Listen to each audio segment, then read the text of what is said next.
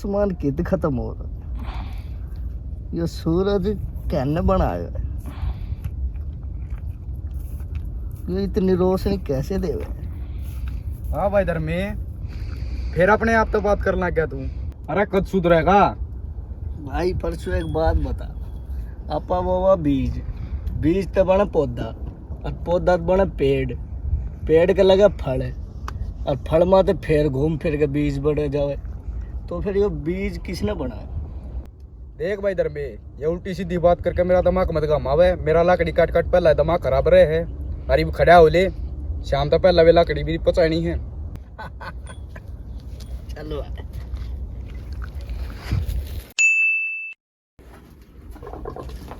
चाचा।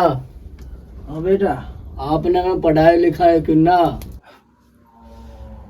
बेटा जितना पढ़नो पढ़ लियो, हमारे धोर इतना पैसा कहाँ है जो तो पढ़ा सके। ये सरकार सिर्फ कहने की है कि फ्री शिक्षा, फ्री बिजली, फ्री पानी, वरना हमारे जैसे गरीब है तो कमा के ही पढ़ना पड़ा है। और बेटा आजकल की पढ़ाई ऐसी है, कितना ही पढ़ ले बनना नौकरी है।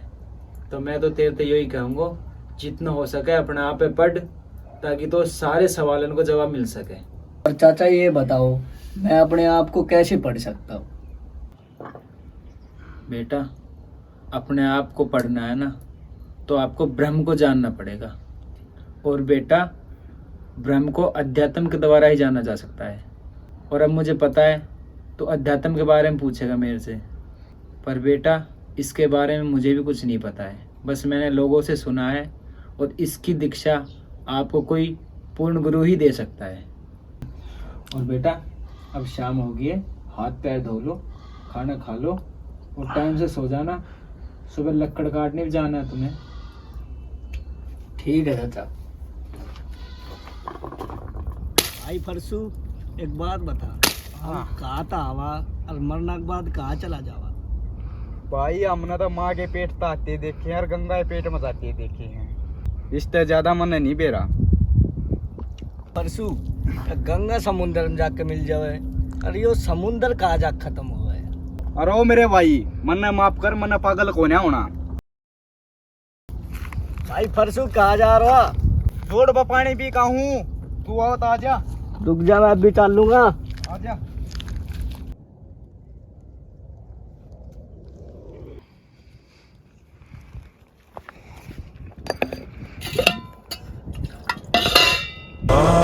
सिया राम जय जय राम।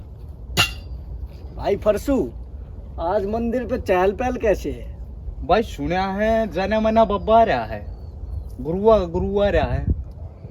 खबरदार जब तू उसके दौरा फटक गया था, दो बात मन और सुनवा होगा। पानी पीगा मेरी गल।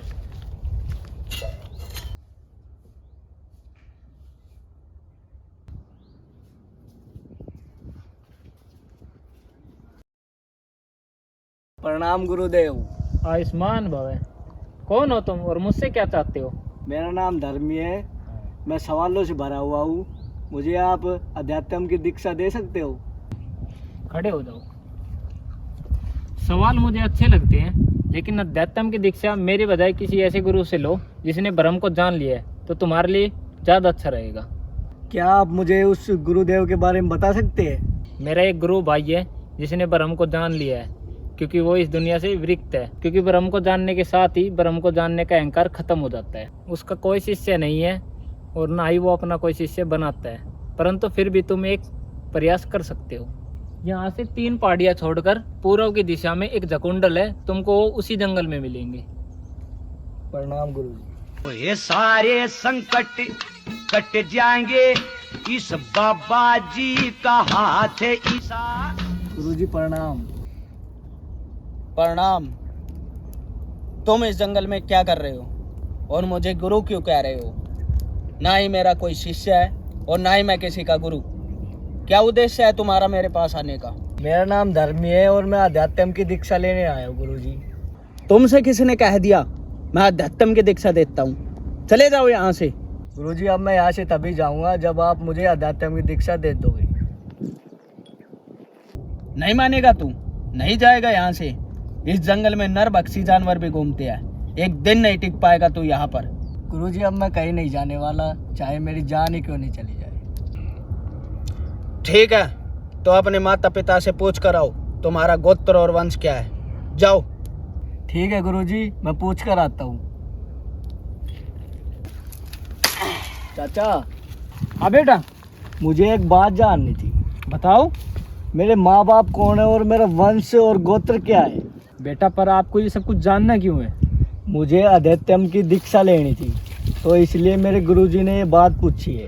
बेटा, अपने गुरुजी से जाके कहना कि जिन्होंने मेरा पालन पोषण किया है वो एक लक्कड़हारे हैं और मुझे मंदिर को सीढ़ियों से उठा के लेके आए, इसलिए मुझे मेरा वंश, गोत्र और माँ बाप के बारे में नहीं पता। ठीक है चाचा।